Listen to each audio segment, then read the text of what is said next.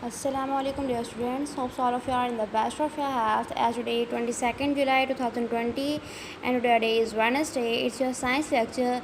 Today we have done the reading of first only one page. It's the page number 128 of chapter number 12 and its name is Space and Satellites. Students हमने अपने previous lecture में हमने artificial satellites की launching के बारे में हमने study किया था कि डिफरेंट कंट्रीज़ ने किस तरह से कितनी कंट्रीब्यूशंस की हैं अब तक, यानी कि 21st सेंचुरी तक कितनी कंट्रीब्यूशंस जो हैं किस किस कंट्री की स्पेस टेक्नोलॉजी के हवाले से हमने उसकी डेट हमने स्टडी की थी, हमने उनके ईयर स्टडी किए थे। हमने ये देखा था कि किस किस मुल्क ने कौन कौन सी स्पेस शिप जो है वो लॉन्च की है, कौन कौन सा स्पेस स्टेशन लॉन्च किया है स्पेस में स्पेस टेक्नोलॉजी की रिसर्च के हवाले से। तो आज का टॉपिक भी हमारा जो है वो आर्टिफिशियल सैटेलाइट्स के हवाले से ही है। हमने कल में हमने उसके की माइलस्टोन स्टडी किए थे डिफरेंट। आज हम डिफरेंट आर्टिफिशियल सैटेलाइट्स के नेम स्टडी करेंगे जो कि अब तक स्पेस में लॉन्च की जा चुकी हैं।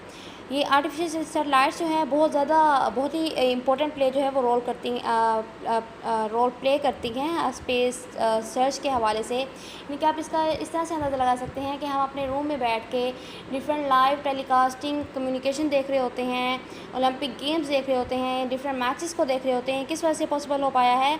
ये इन आर्टिफिशियल सैटेलाइट्स के थ्रू ही पॉसिबल हो पाया है कि हम अपने रूम पे बैठ के दुनिया के एक कॉर्नर पे बैठ के दुनिया के दूसरे कॉर्नर की तमाम खबरें और टेलीकास्ट वगैरह लाइवली देख सकते हैं। सो आज का टॉपिक हमारे पास जो है काइंड ऑफ आर्टिफिशियल सैटेलाइट्स, मस्नूई सैयारों की इकसाम। इसका आप मीनिंग लिखेंगे मस्नूई सैयारों की इकसाम।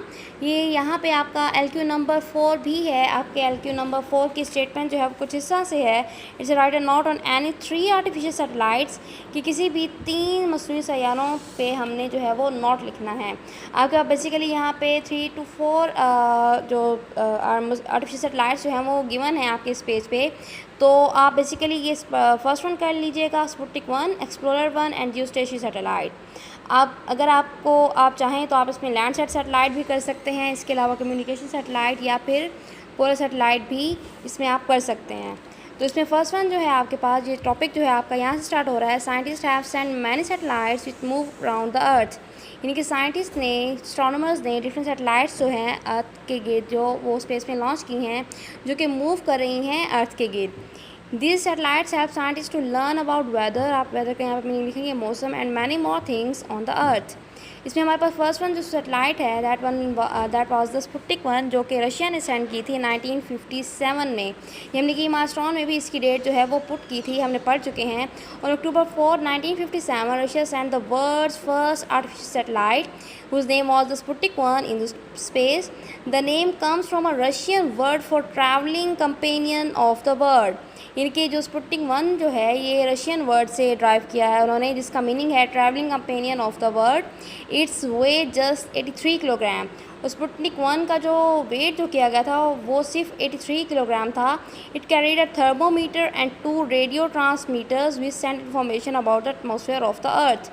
Its 2 transmitters functioned only for 21 days. After 57 days in orbit, it was destroyed.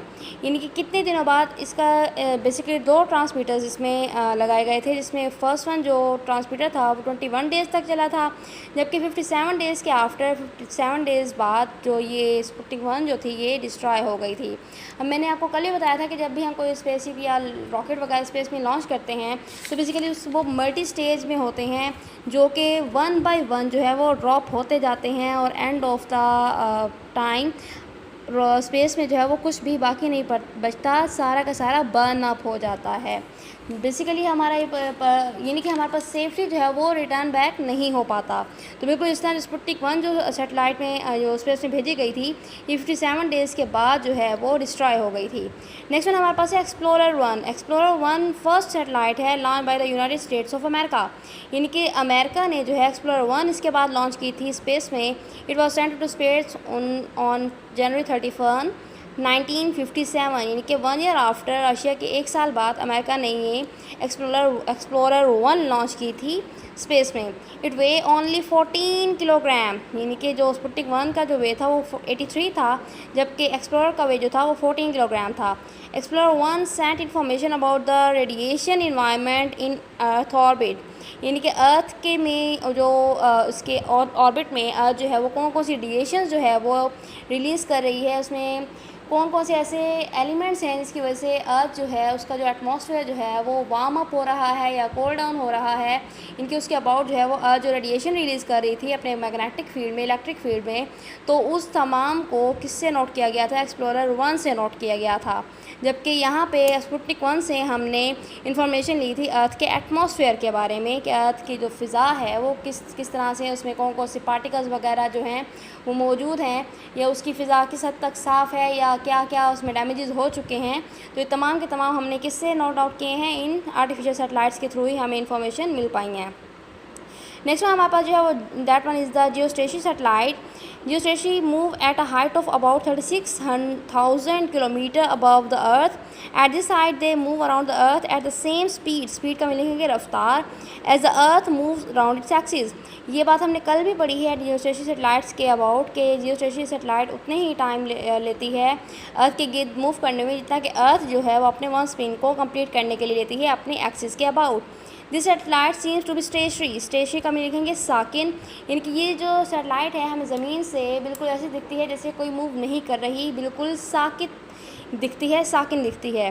They are use as communication satellites. Pakistan launch its first geostationary satellite PakSat IR on August 11, 2011, यानी कि 2011 में पाकिस्तान ने एक जियोस्टेशी सैटेलाइट लॉन्च की है जिसको नाम दिया गया है पाकसेट IR, और ये कब लॉन्च की गई थी? 2011 में 11 अगस्त को। तो ये हम आपके पास LQ4 का आंसर भी है, इसे आप मार्क भी कर लें और हाईलाइट भी कर लें। नेक्स्ट हमारे पास जो है लैंडसेट सैटेलाइट है। Landsat satellite are the series of satellite missions. Since 1972, Landsat satellite have collected information about Earth from space. Landsat satellite have taken photographs of Earth's continents and surrounding coastal regions. Continents का मिलेंगे यहाँ पे बरआज़म, यानी कि Landsat satellite का जो basically purpose जो है, इसने अर्थ के एटमॉस्फेयर की डिफरेंट एंगल से जो है तस्वीरें सेंड की हैं, यानी कि इसी की मदद से ही हम इसके डिफरेंट बरआज़म मुख्तलिफ़ खित्तों के बारे में जान पाए हैं, इसके कोस्टल रीजन्स के बारे में जान पाए हैं, यानी कि उसकी सराउंडिंग्स के बारे में जान पाए हैं। तो इसने अर्थ की डिफरेंट जो फ़ोटोग्राफ्स जो हैं वो इससे ली गई और दोबारा ये इस अर्थ पे सेंड की गई, जिसकी वजह से आज हम बहुत ही वेल नोन है कि हमारे अर्थ के जो महवर हैं उसके एक्सिस जो हैं वो किस तरह से कितने टाइम में अपना जो राउंड जो है, अपना सर्कल जो है वो कंप्लीट कर रहे होते हैं, और कितने कोस्टल रीजन्स हैं, कितने कॉन्टिनेंट्स हैं, कितने अबाउट अर्थ के एटमॉस्फेयर जो है, अर्थ जो है वो कितने % पानी से इसमें पानी है और कितने % जो है इसमें खुश्की है। तो इस तमाम इंफॉर्मेशन हमें किसकी मदद से मिली है? हम इन्हीं आर्टिफिशियल सैटेलाइट्स के थ्रू ही उसकी भेजी हुई तस्वीरों की मदद से ही हम ये जानकारी कर पाए हैं कि किस तरह से और कैसे इसने हमारे अर्थ का जो एटमॉस्फेयर है और किस तरह से कवर हुआ है। तो होप्स स्टूडेंट्स के आज का लेक्चर जो है आपने अंडरस्टैंड कर लिया होगा। आपके एंड में आप आज की डेट पुट करेंगे, इट्स 22 जुलाई 2020, और अंदर CW लिखना नहीं भूलेंगे। So have a nice time and अल्लाह हाफिज़।